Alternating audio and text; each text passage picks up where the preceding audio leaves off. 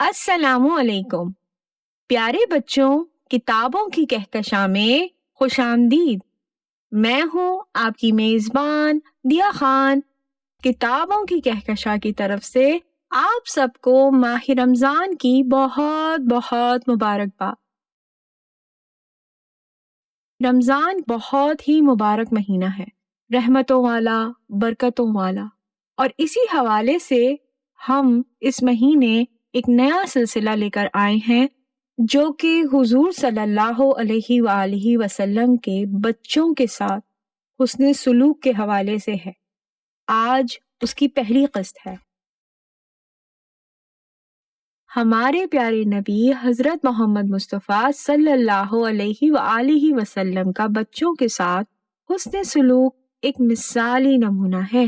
آپ صلی اللہ علیہ وآلہ وسلم بچوں کے ساتھ شفقت، محبت اور نرمی کا برتاؤ کرتے تھے۔ آپ صلی اللہ علیہ وآلہ وسلم بچوں کو اپنی مجلس میں اہمیت دیتے اور ان کی معصومیت کا خیال رکھتے۔ ایک مرتبہ رسول اکرم صلی اللہ علیہ وآلہ وسلم مسجد میں خطبہ دے رہے تھے کہ اچانک حضرت حسن اور حضرت حسین رضی اللہ تعالی عنہ جو اس وقت چھوٹے بچے تھے مسجد میں داخل ہوئے۔ دونوں بچے ننگے پاؤں تھے اور اپنے چھوٹے چھوٹے قدم اٹھاتے ہوئے بڑھنے لگے اور گرنے لگے۔ یہ منظر دیکھ کر نبی کریم صلی اللہ علیہ وآلہ وسلم کا دل بھر آیا اور آپ نے فوراً خطبہ روک دیا۔ آپ صلی اللہ علیہ وآلہ وسلم ممبر سے نیچے اترے، دونوں بچوں کو گود میں اٹھایا اور دوبارہ ممبر پر واپس آ کر فرمایا، میرے یہ دونوں بیٹے حسن اور حسین جنت کے سردار ہیں اور میں ان سے بے حد محبت کرتا ہوں۔ یہ واقعہ ترمذی کی حدیث نمبر 3775 سے منقول ہے۔ اس واقعے سے ظاہر ہوتا ہے کہ آپ صلی اللہ علیہ وآلہ وسلم بچوں سے محبت اور شفقت میں کتنے اعلیٰ تھے۔ آپ نے نہ صرف خطبہ روکا بلکہ سب کے سامنے اپنی محبت کا اظہار بھی کیا تاکہ لوگوں کو یہ سکھایا جائے کہ بچوں کی معصومیت اور ان کی ضروریات کا خیال رکھنا کتنا ضروری ہے۔ ایک اور واقعہ جو کہ بخاری کی حدیث شریف 5997 سے لیا گیا ہے کہ حضرت انس فرماتے ہیں کہ رسول اکرم صلی اللہ علیہ وآلہ وسلم بچوں کے ساتھ نہایت محبت کا سلوک کرتے تھے۔ ایک روز آپ نے بچوں کو کھیلتے ہوئے دیکھا تو ان کے پاس گئے اور ان کے ساتھ ہنسی مذاق کرنے لگے۔